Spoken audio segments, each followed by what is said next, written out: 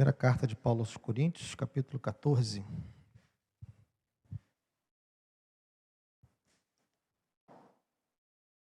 Diz assim: sigam o amor e procurem com zelo os dons espirituais, principalmente o de profetizar. Pois quem fala em línguas não fala para as pessoas, mas fala para Deus. Ninguém o entende, pois por meio do Espírito fala mistérios. Mas o que profetiza fala para as pessoas, edificando, exortando e consolando. O que fala em línguas a si mesmo edifica, mas o que profetiza edifica a igreja. Eu quero que vocês todos falem em línguas, mas muito mais que profetizem, pois quem profetiza é superior ao que fala em línguas, a não ser que as interprete, para que a igreja receba a edificação. E agora, irmão, se eu for até aí falando em línguas, que proveito vocês terão, se eu não falar por meio de revelação, de conhecimento, de profecia ou de doutrina? É assim com instrumentos inanimados, como a flauta ou a harpa, quando emitem sons. Se não emitirem sons bem distintos, como se poderá reconhecer o que se toca na flauta ou na harpa? Pois também, se a trombeta der som incerto, quem se preparará para a batalha? Assim também vocês, se com a língua não disserem palavra compreensível, como se entenderá o que é dito? Porque vocês estarão como que falando ao vento. Há, sem dúvida, muitos tipos de vozes no mundo, e nenhuma delas é sem sentido. Mas, se eu não entender o significado da voz, serei estrangeiro para aquele que fala, e ele será estrangeiro para mim. Assim também vocês, visto que desejam dons espirituais, procurem progredir para a edificação da igreja. Por isso, quem fala em línguas, ore para que as possa interpretar. Porque se eu orar em línguas, o meu espírito de fato ora, mas a minha mente fica infrutífera. Que farei então? Vou orar com o espírito, mas também vou orar com a mente. Vou cantar com o espírito, mas também vou cantar com a mente. Se você louvar apenas em espírito, como o não instruído poderá dizer o amém? Depois da oração de agradecimento que você fez, porque ele não entende o que você diz. A sua oração de agradecimento pode ser muito boa, mas o outro não é edificado. Dou graças a Deus porque falo em línguas, mais do que todos vocês. Contudo, na igreja prefiro falar 5 palavras com o meu entendimento para instruir os outros, do que falar 10.000 palavras em línguas. Só até aí. Senhor, obrigado. Nós te louvamos, nós te agradecemos, Senhor, pela tua palavra e te pedimos, ó Deus, fala conosco nessa noite. Que o nosso espírito seja alimentado, que o nosso coração seja transformado, que a nossa mente seja iluminada e que nós possamos, ó Deus, ser servos melhores para ti, por conta do poder que há na tua palavra. Que teu espírito nos ajude, eu te peço e te agradeço em nome de Jesus. Amém. Pode sentar, querido. Vamos falar do capítulo todo, mas não vamos ler agora de uma vez. Bom, quem tem acompanhado, nós vemos que Paulo, ele tem falado, ele começou a falar dos dons espirituais lá no capítulo 12, e ele, ao falar dos dons espirituais, ele fez a metáfora do corpo, que é uma das metáforas que eu mais gosto, a respeito da igreja, é a metáfora do corpo. E ele faz essa metáfora para nos dizer e nos mostrar que cada dom é dado de acordo com a vontade de Deus. É Ele quem concede os dons, e esses dons são dados para a edificação da igreja. O papel dos dons é edificar a igreja. Então ele traz essa metáfora do corpo e nos mostra aqui a importância das diferenças de dons, das diferenças de talentos, e que Deus vai usando cada um para a edificação do outro. Nenhum órgão trabalha para si mesmo, mas todo órgão de um corpo trabalha para o corpo inteiro. Então, os membros de Corinto que tinham dons, eles precisavam saber que esses dons foram dados por Deus para a edificação da igreja. Então, ele passa ao capítulo 13, falando de um caminho sobremodo superior, para mostrar que o amor é mais importante do que os dons. Então, ele abre esse parêntese, o capítulo 13 é como se fosse um parêntese na apresentação que Paulo está fazendo dos dons, porque ele quer dizer o seguinte: olha, se todos amassem uns aos outros como Deus ama, com o amor de Deus, os dons não seriam necessários na igreja, porque o amor é superior a todas essas coisas. E ele conclui o capítulo 13 dizendo que o amor vai permanecer. Quando todas as coisas forem consumadas, ele diz profecia, vai lá no finalzinho do capítulo 13. No verso 8. O amor jamais acaba. Havendo profecias, desaparecerão. Havendo línguas, cessarão. Havendo ciência, passará, pois o nosso conhecimento é incompleto e a nossa profecia é incompleta. Mas quando vier o que é completo, então o que é incompleto será aniquilado. Então os dons, eles são importantes, eles são necessários para a edificação da igreja, mas eles vão passar, porque os dons são algo para o lado de cada eternidade. Os dons são algo dado para a igreja que está na labuta, que está na milita, que está na luta nesse mundo. Então, os dons são dados à igreja para a sua edificação, mas enquanto ela está vivendo nesse mundo. Quando tudo se consumar, quando o reino de Deus se manifestar de maneira plena, não haverá mais necessidade dos dons, mas o amor vai permanecer. Então, ele conclui o capítulo 13 falando disso. Então, quando ele chega agora no início do 14, quando ele vai voltar a falar dos dons, ele começa dizendo: sigam o amor.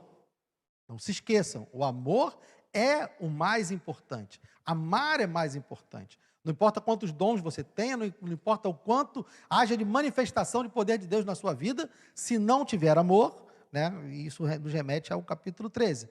E ele diz, então, procurem com zelo os dons espirituais, mas agora ele vai começar a fazer uma diferenciação, ele vai trazer um contraste entre dois dons, que aparentemente são os dons que a igreja de Corinto mais valorizava.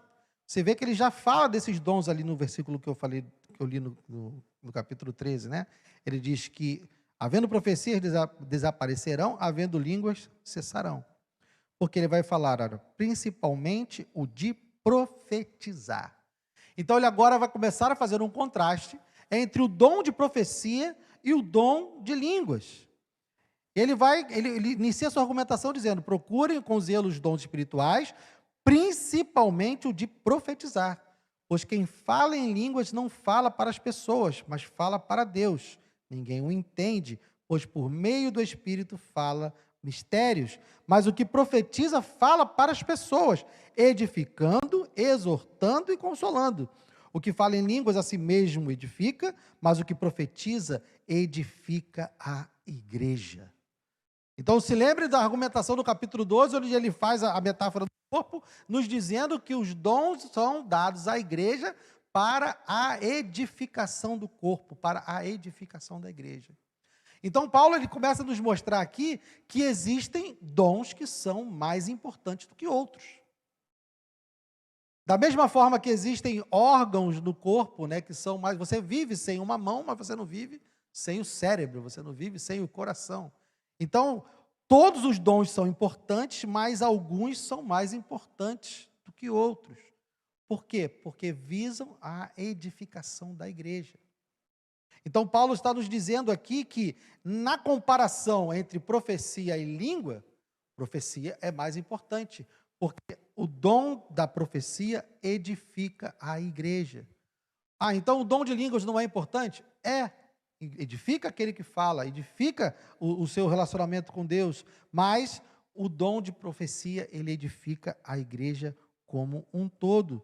E ele vai então, nessa tônica e essa parte inicial do capítulo, quando ele vai fazer esse contraste, qual é o elemento que Paulo usa para fazer essa diferenciação entre os dois dons? A questão do entendimento, da inteligibilidade, da questão de ser compreensível ou não ser compreensível. Esse é o argumento que ele vai usar para diferenciar a profecia de línguas. Porque a profecia, ela é compreendida. As pessoas são edificadas porque ouvem a profecia, entendem a profecia e podem aplicar essa profecia na sua vida.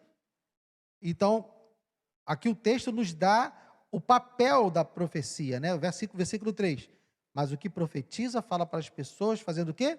Edificando, exortando e consolando. Nós precisamos ser edificados, exortados e consolados. E isso se faz por meio da profecia. O dom de línguas não faz isso. O dom de línguas, ele não é falado para a igreja. Quem fala em línguas não está falando para o próximo, não está falando para o irmão. Quem fala em línguas está falando para Deus.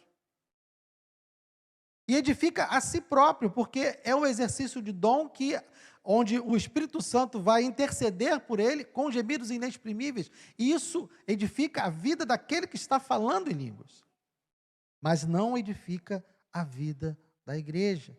Então, Paulo vai deixar isso claro desde o início, verso 5. Eu quero que vocês todos falem em línguas, mas muito mais que profetizem, pois quem profetiza é superior ao que fala em línguas, a não ser que as interprete, para que a igreja receba edificação. Então, aqui ele está falando, introduz um outro dom, que é o dom de interpretar as línguas. Ele diz, o dom de línguas é importante, mas ele vai ser importante para a congregação, ele vai ser importante para a comunidade, na medida que haja quem interprete aquilo que está sendo falado. Porque o falar em línguas por si só não edifica a igreja, porque ninguém entende o que a pessoa está falando. Nem mesmo aquele que fala, ele está entendendo o que ele está falando. Paulo vai falar isso mais à frente. Então, Paulo vai começar a desenvolver esse argumento. O argumento dele é esse: o importante é que seja entendido pela igreja, ouvido pela igreja, que a igreja seja edificada, exortada e consolada. E ela só vai ser feito isso se ela conseguir compreender aquilo que está sendo falado. E ele vai desenvolver, a partir do verso 6, ele vai começar a trazer argumentos. E agora, irmãos, se eu for até aí falando em línguas, que proveito vocês terão, se eu não falar por meio de revelação, de conhecimento, de profecia ou de doutrina? E aí ele vai trazer dois exemplos, né? Um dos instrumentos musicais. É assim com instrumentos inanimados, como a flauta ou a harpa, quando emitem sons, se não emitirem sons bem distintos, como se poderá reconhecer o que se toca na flauta ou na harpa? Quem já ouviu uma orquestra, né? Eu não vou falar do instrumento, Paulo fala de um instrumento apenas, mas um violão tem 6 cordas. Se uma dessas cordas estiver desafinada, por mais que a gente não entenda de música, eu estava conversando isso com o Edivaldo hoje, eu não tenho ouvido muito treinado, né? Quando eu estava aqui pegando violão, que eu não sabia que o Yuri ia tocar, aí o Humberto perguntou, Guilherme, o violão está afinado? Eu falei, rapaz, eu acho que está. Eu ouvi e não percebi nada. Mas se o violão estiver completamente desafinado, com as suas cordas completamente fora, quando você bater e tentar tocar uma música, ninguém vai reconhecer a música. A música, ela é a combinação harmônica de notas. E é nessa combinação que a gente consegue reconhecer uma música. Senão, não vamos reconhecer. Se a harpa estiver desafinada, se o violão estiver desafinado, se na orquestra os instrumentos não estiverem no mesmo andamento, no mesmo tom, na mesma harmonia, nós não vamos compreender a música. Então ele vai dizer que o falar em línguas é isso. É uma música que ninguém entende, é uma música que não traz nenhum proveito. O outro exemplo que ele vai dar, no verso 8, pois também se a trombeta der som incerto, quem se preparará para a batalha? Eu fui militar durante 30 anos, e quem já foi militar, ou quem passou pelo recrutamento, conhece os toques de corneta, né? E é uma coisa interessante, porque você aprende o toque de corneta e você não esquece nunca mais. Mas não esquece mesmo, se eu escutar um toque de sentido, direita vou ver, esquerda vou ver, eu vou reconhecer. Mas ele tem que ser tocado certo. Porque se o corneteiro errar o toque, a tropa está lá formada. É impressionante, você bota uma tropa com 1000 homens e um corneteiro. O corneteiro vai lá e dá o toque, os 1000 homens fazem a mesma coisa, no mesmo tempo. Só que não ficava perto de mim. Quando eu não era crente, eu ficava no meio da formatura, e aí quando o cara dava o toque de meia volta vou ver, eu falava direita vou ver. Direita, vou ver. Aí sempre tinha alguém que acreditava em mim. Tadinho. Aí todo mundo dava uma meia volta e o cara fazia a direita. Guilherme, eu falei, tem que aprender a ouvir o toque. E se o corneteiro erra o toque ou um companheiro atrapalha, que nem eu fazia, você não consegue que a ordem seja cumprida, você não consegue que o objetivo seja atingido. Paulo aqui está falando de um toque de convocação para a batalha. O exército não vai se preparar se o toque não for reconhecido, se não for inteligível, se não houver entendimento do código, daquilo que está sendo falado, daquilo que está sendo tocado. Por isso que ele vai dizer que é superior, porque o falar em línguas não é compreensível. E aí ele, no 9, diz, assim também vocês, se com a língua não disserem palavra compreensível, como se entenderá o que é dito? Porque vocês estarão como que falando ao vento. Vejam, ele não está desmerecendo o dom de línguas. Paulo não está desmerecendo, ele não está dizendo que o dom de língua não tem utilidade. Ele está dizendo que o dom de profecia, no caso da edificação da igreja como congregação, no culto público, na reunião do culto público, quando a igreja se reúne, a profecia é mais importante do que o dom de línguas, justamente por conta desse quesito de inteligibilidade. Você precisa entender o que está sendo falado. E ele vai continuar com essa argumentação no verso 13. Por isso, quem fala em línguas, ore para que as possa interpretar. Porque, vejam, o problema não é o dom de línguas. O dom de línguas é um dom dado por Deus. O dom de língua é um dom que é dado por Deus para a edificação da igreja.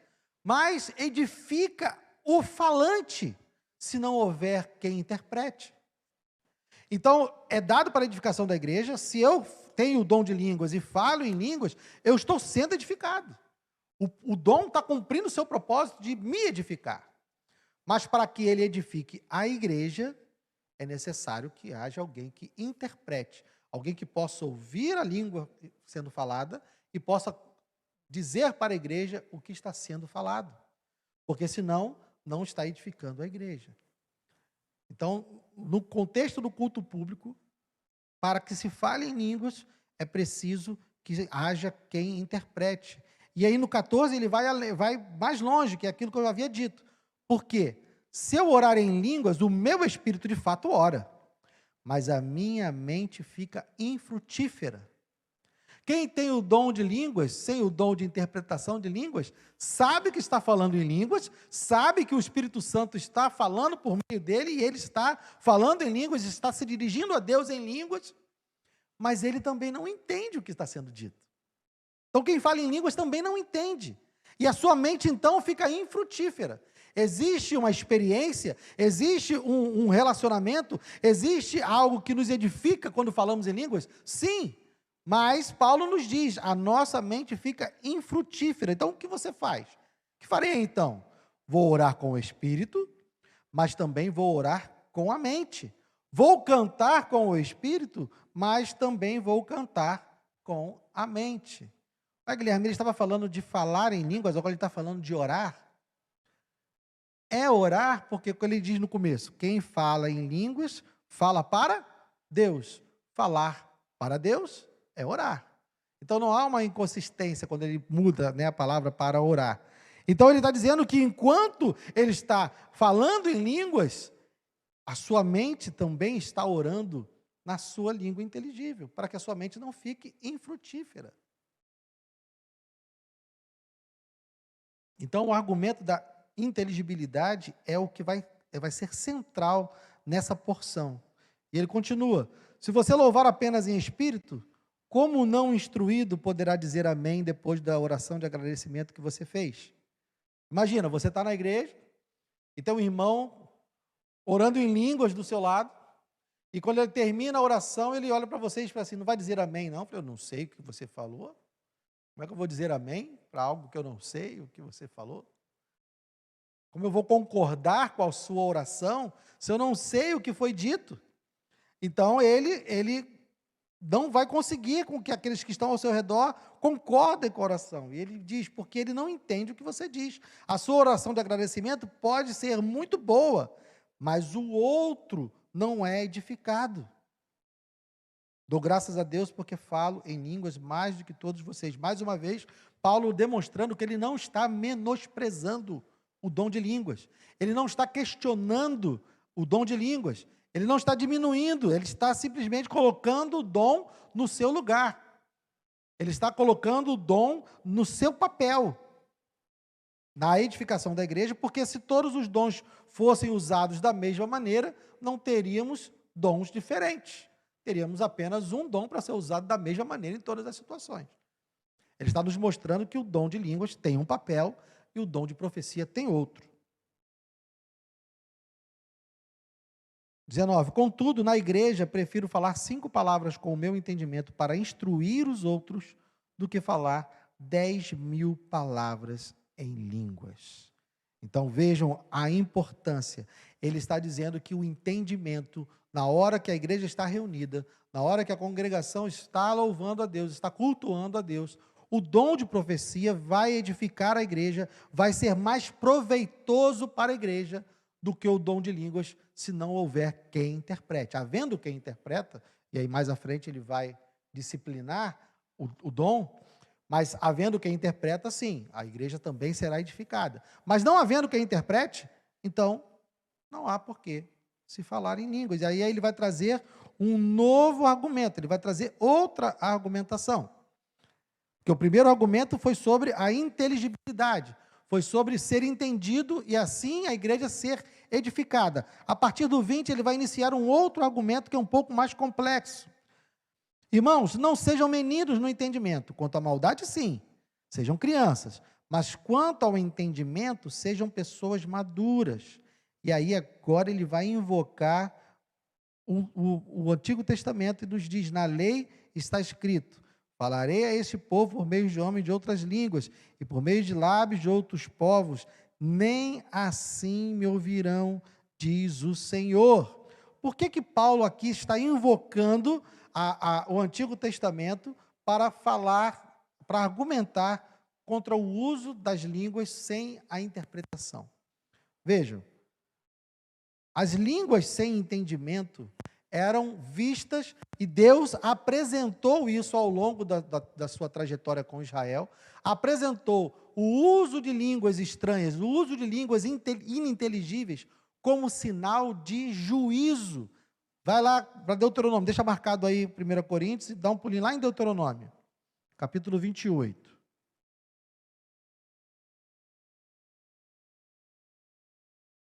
Deuteronômio, capítulo 28, verso 49.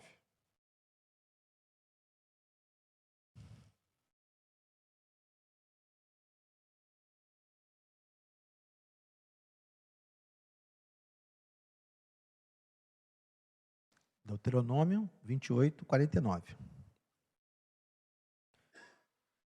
O capítulo 28 é o capítulo das maldições da desobediência. Moisés está fazendo um discurso, está apresentando a Israel quais seriam as consequências caso eles desobedecessem a aliança, quebrassem a aliança de Deus. E dentre essa gama enorme de punições que Deus elenca, tem uma aqui que chama atenção, verso 49.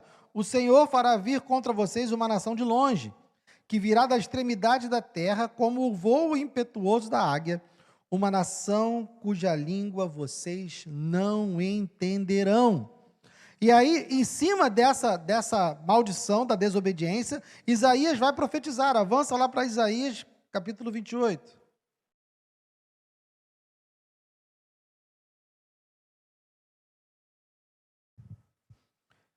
Isaías 28, versos 11 e 12.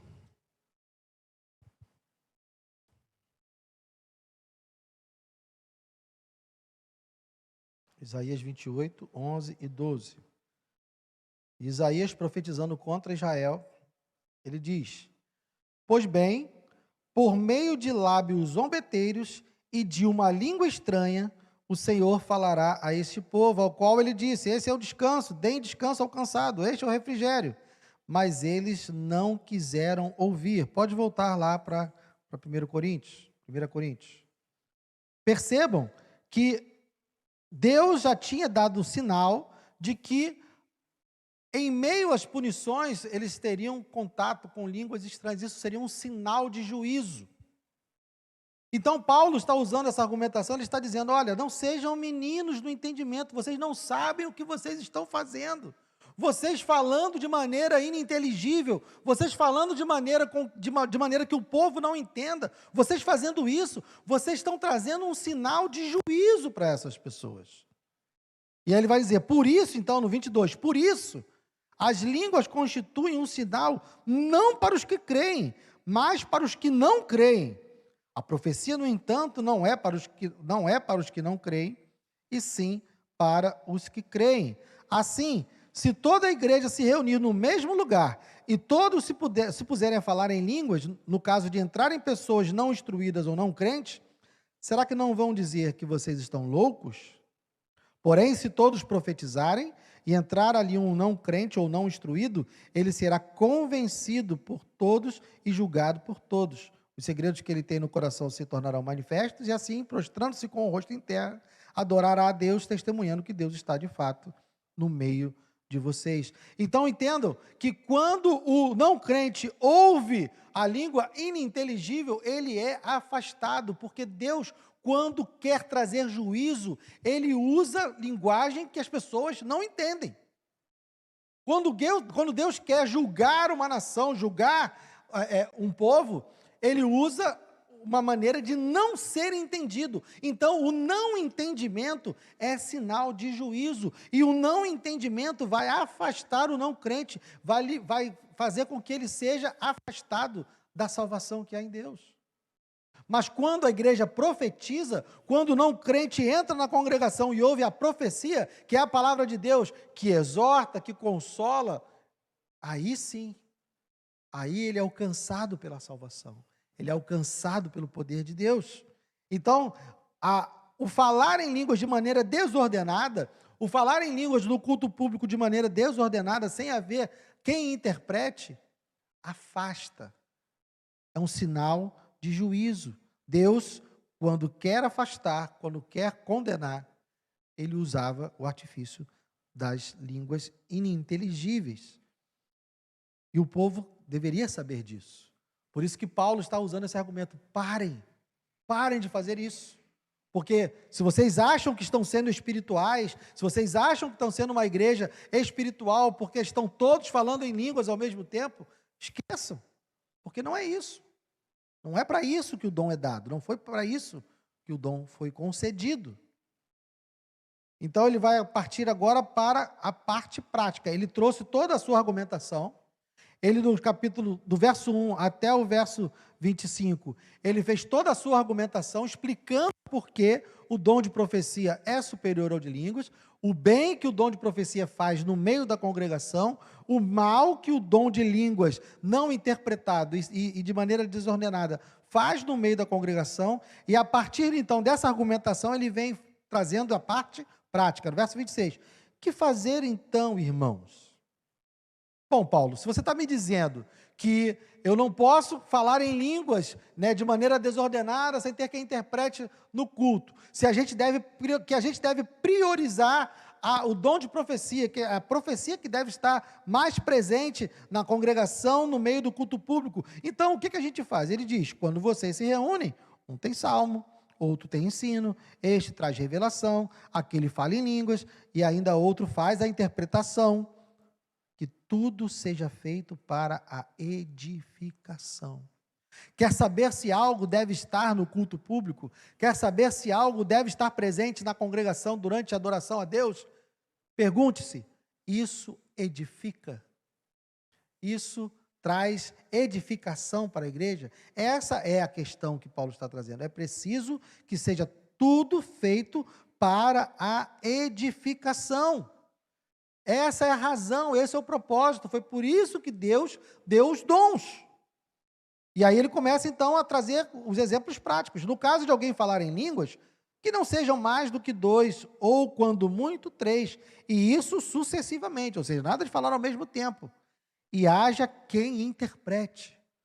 Então há alguém que fala em línguas, se levanta, fala em línguas, e alguém interpreta. Outro vai falar em línguas, e alguém interpreta. Outro vai falar em línguas, e interpreta.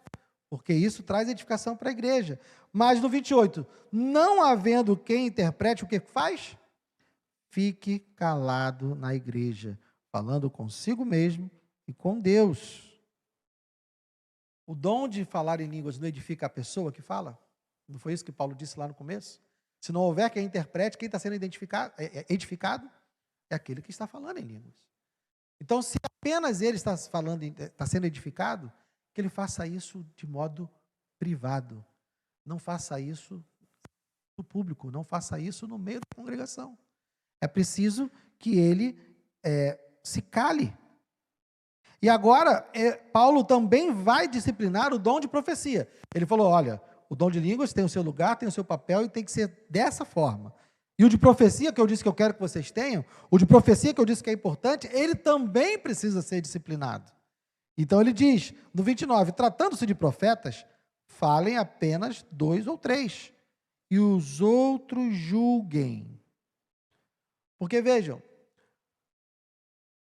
a Escritura, ela não está passível de julgamento.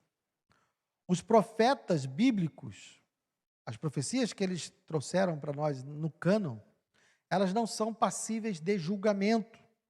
A gente não olha para as Escrituras e diz, isso aqui é, isso aqui não é. A gente não faz isso. Elas são autoritativas, revelação de Deus para nós. E elas não estão passíveis de nós julgarmos a palavra de Deus. Na verdade, é a palavra de Deus que nos julga, é ela que nos ilumina, é ela que nos mede. Mas Paulo está falando agora de profetas que não são da autoridade apostólica. Ele está falando de profetas que estão no meio da igreja. Esses sim precisam que as suas profecias sejam julgadas. Quantos e quantos homens e mulheres na história da igreja se levantaram como profetas falando absurdos? Simplesmente usando o argumento de que Deus me falou, ou Deus me mandou falar. E tendo as Escrituras, e no caso deles, dos coríntios, eles tendo a instrução apostólica, porque eles ainda não tinham a Escritura completa, mas eles tendo a instrução apostólica, aquilo que eles aprendem dos apóstolos, é o que vai ser usado para julgar as profecias. Um profeta chega e nos diz algo que é contrário aos ensinos dos apóstolos, eles deveriam julgar a profecia e dizer, essa profecia não é vinda de Deus, porque está indo contra o ensino apostólico. No nosso caso hoje, um profeta se levanta e nos diz algo, e nos diz que Deus nos mandou dizer algo, e essa profecia vai contra as Escrituras, vai contra aquilo que Deus estabeleceu na palavra dele. Essa profecia precisa ser rejeitada, porque a palavra de Deus, ela é superior. Da mesma forma que Paulo está dizendo que o ensino apostólico é superior. Ele vai deixar isso mais claro no final. Então, os profetas deveriam falar apenas 2 ou 3 e os outros julguem. 30. Se porém vier uma revelação a alguém que esteja sentado, cale-se o primeiro, porque todos poderão profetizar, um após o outro. Para quê? Para que todos aprendam e sejam consolados. O objetivo não é edificar, exortar e consolar. Se todos os profetas se levantarem para falar ao mesmo tempo, não vai conseguir alcançar todo mundo. O objetivo não vai ser alcançado. E aí, para o caso de algum homem ou mulher disser, não, mas Deus veio e me mandou dizer, eu preciso falar na hora que Ele mandou. Eu não posso me calar. Essa sua ordem não pode ser cumprida, Paulo. Você não está sendo espiritual. Porque se Deus mandar 10 profetas falarem, os 10 profetas têm que falar. Porque Deus nos impele a falar. Mas Paulo vai quebrar esse argumento já de antecipação e vai dizer no 32, os espíritos dos profetas estão sujeitos aos próprios profetas.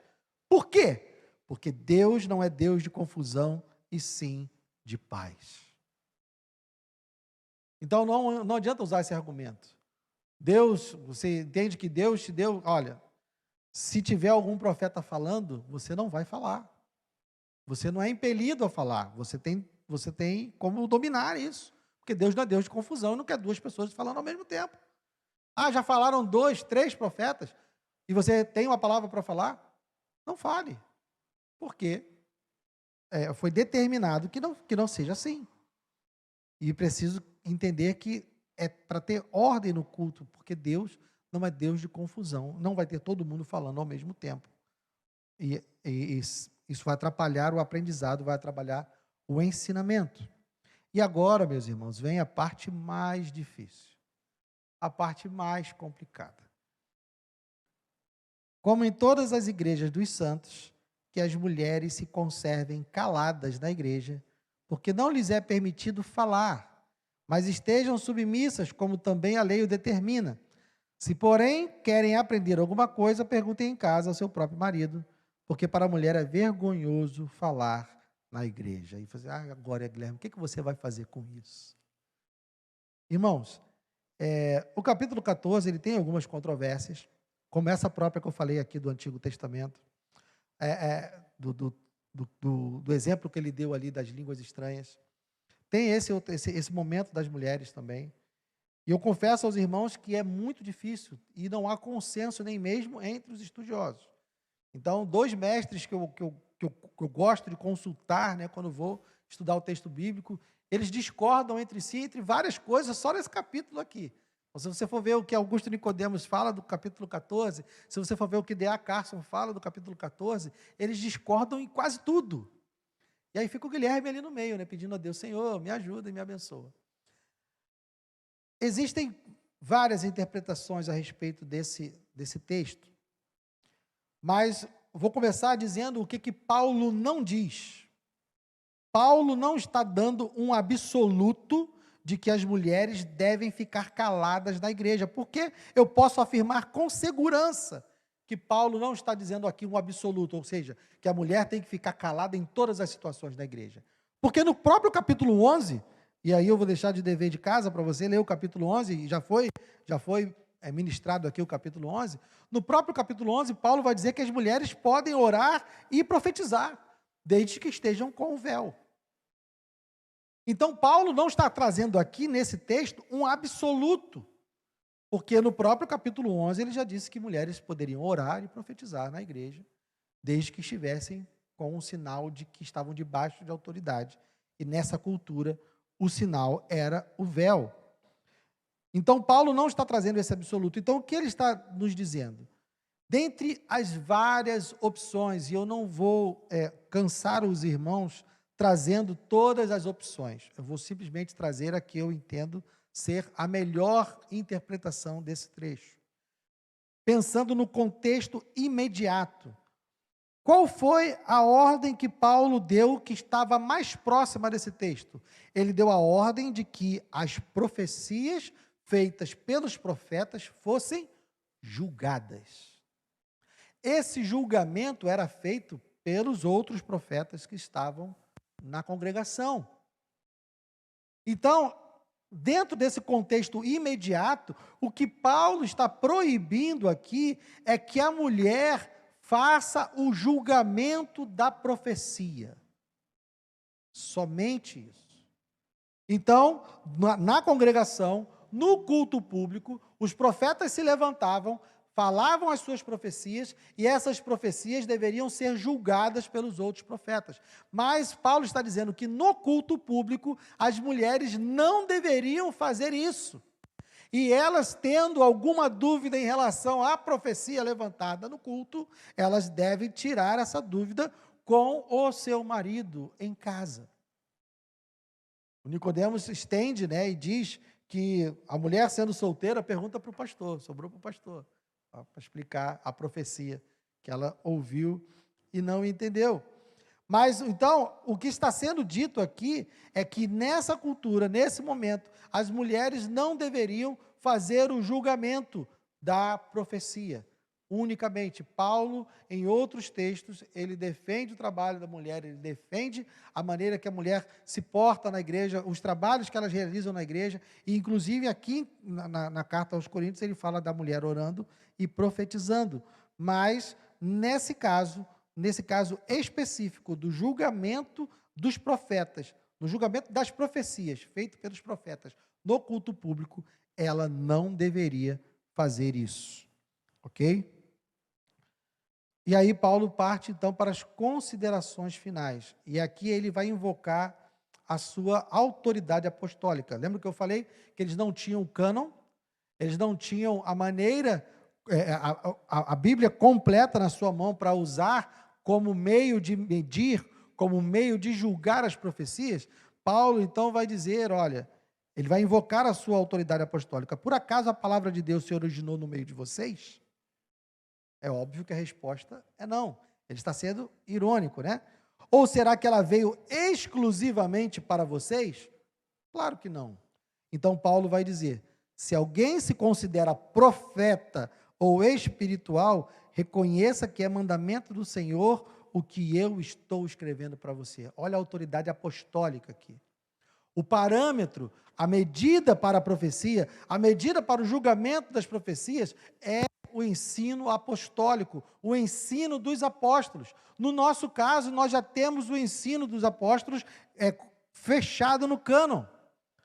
Então, nós temos as escrituras para poder nos guiar na hora de julgar uma profecia. Mas eles não tinham. Então, Paulo está dizendo, olha, é o que o apóstolo lhe diz, é o que nós estamos afirmando que vai ser usado para julgamento. É o ensinamento que vem dos apóstolos que vai ser usado para julgamento. E se alguém o ignorar, será ignorado. Então, uma profecia vinda a nós hoje, um profeta se levantando para nos dizer algo hoje, precisa nos dizer algo que está de acordo com o ensinamento apostólico. E no nosso caso, o ensinamento apostólico está aqui, revelado nas Escrituras, na palavra de Deus. Deus inspirou esses homens para nos trazer a sua palavra. E ela é a autoridade final e sobre todos. Não há ninguém que possa nos dizer que recebeu de Deus uma revelação, uma profecia que vá de encontro, que vá contra aquilo que ele estabeleceu na sua palavra. Então ele vai fechar com um resumo, 39 e 40.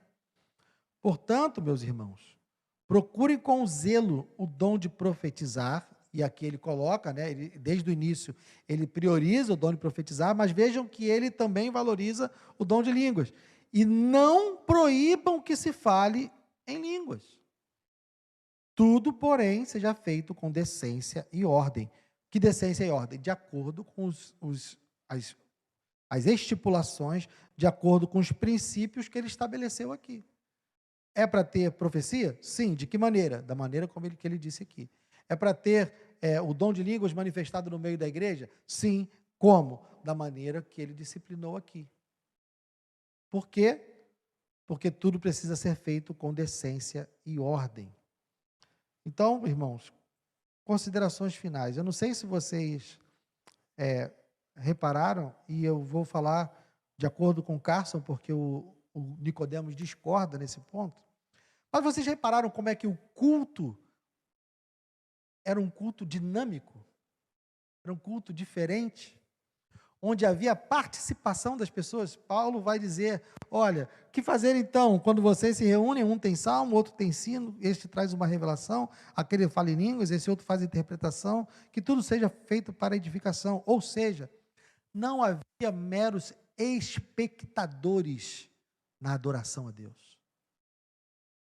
Nós não somos chamados para assistir à adoração. Nenhum de nós vem a esse lugar para assistir à adoração sendo feita a Deus. Nós estamos reunidos como igreja, como congregação, para que todos nós prestemos o nosso culto a Deus. Então, irmãos, nunca venham para esse lugar, nunca se reúnam com a igreja, seja aqui, seja na sua casa, seja em qualquer outro lugar. Nunca se reúna para ser mero espectador do culto. Nós não fomos chamados para isso. Deus concedeu dons a todos nós. Você tem um dom, Deus lhe deu dons. Você precisa buscar esse dom, desenvolver esse dom e utilizar esse dom na edificação da igreja. Nenhum de nós está aqui para simplesmente entrar e sair sem dar nada. Todos nós temos algo para dar. Na metáfora do corpo que Paulo vai fazer lá no capítulo 12, ele vai deixar isso claro. Nenhum de nós foi chamado a esse lugar simplesmente para contemplar o que está sendo feito na igreja. Tenha uma palavra, tenha um salmo, tenha um hino, tenha algo para oferecer, não somente a Deus, mas para a igreja, para a congregação, porque nós recebemos dons para a edificação da igreja. Você tem dons dados por Deus para a edificação da igreja. Você não vem aqui para assistir um culto, você vem aqui para edificar o seu irmão. E ser edificado pela congregação. Mas não aceite, não se conforme em sair da sua casa para ir à igreja, para se reunir com a igreja. Não se conforme em estar apenas assistindo. Adore a Deus. Adore a Deus e seja instrumento de Deus para a edificação do seu irmão, da sua irmã, para a edificação do corpo de Cristo. Porque não existe ninguém que tenha sido colocado no corpo de Cristo sem uma função. Não existe órgão no corpo humano que não tenha uma função. Então não se conforme, não aceite que você simplesmente entre e saia por essas portas. Assista ao culto, saia daqui talvez... o louvor não foi tão bom hoje, a palavra não foi tão boa, né? Porque parece que a gente veio para uma apresentação, né? Porque quem paga um ingresso e vai assistir um espetáculo, ou vai no cinema, ou vai no teatro, e ele paga para assistir, e aí ele, como ele pagou para estar lá, ele quer que o ar-condicionado esteja na temperatura certa, ele quer que o volume do som esteja no volume agradável, ele quer que o espetáculo atenda às suas expectativas, e aí ele vai fazer as considerações, se valeu a pena, se não valeu a pena. Mas aqui é algo completamente diferente. Primeiro, nós estamos aqui porque alguém pagou o preço para nós estarmos aqui.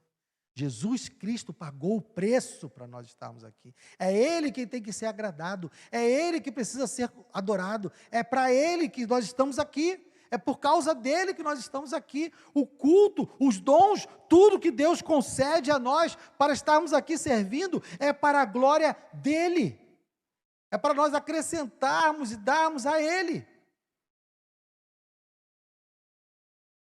Então, saia de casa com esse propósito, se prepare para estar com a congregação.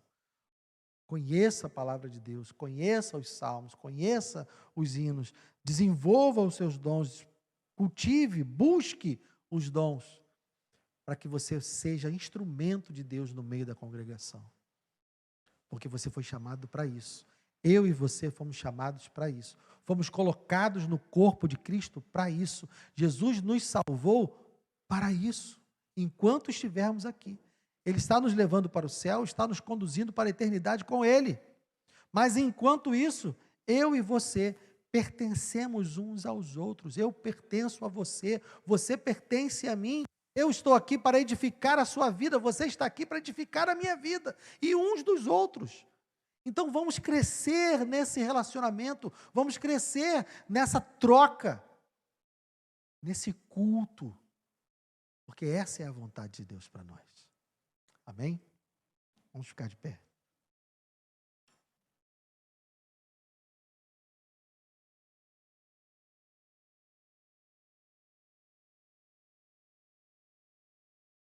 Senhor, muito obrigado, Deus. Muito obrigado, primeiro, pela obra que o Senhor realizou por meio do seu Filho na cruz. Pelo sangue que Ele derramou em nosso favor e que tornou possível que nós fôssemos incluídos na tua família, incluídos no corpo que é a tua igreja. Foi por causa da obra que Ele realizou, foi por causa do preço que Ele pagou, foi por causa do sacrifício que Ele fez, que nós tivemos o privilégio de ser incluídos na sua família, de fazer parte desse corpo, Senhor. Te agradecemos também, ó Deus, pelos dons que o Senhor nos concede.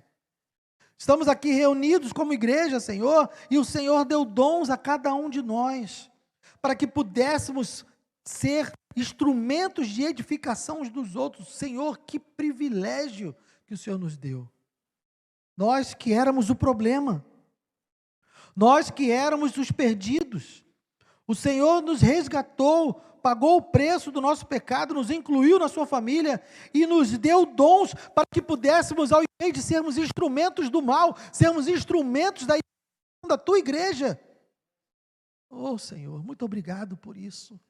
Obrigado por esse privilégio, Senhor. Ajuda-nos, ó Deus, a identificar como o Senhor quer nos usar. Ensina-nos, Senhor, a estarmos dispostos e disponíveis para que o Senhor venha sobre nós e use os dons sobre nós para que nós possamos edificar a igreja. Senhor, não queremos ser meros espectadores, ó Deus. Não queremos ser meras pessoas que assistem algo acontecendo. Nós queremos participar ativamente do culto a Ti, Senhor.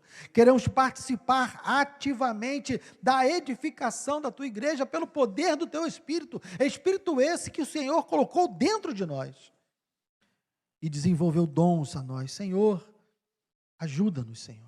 Ajuda-nos a aplicar corretamente os dons, ó Deus. Livra-nos de confusão. Não queremos, ó Deus, errar como a igreja de Corinto errava. Não queremos, Senhor, usar os dons de maneira desordenada. Não queremos ter os dons como instrumento de orgulho próprio.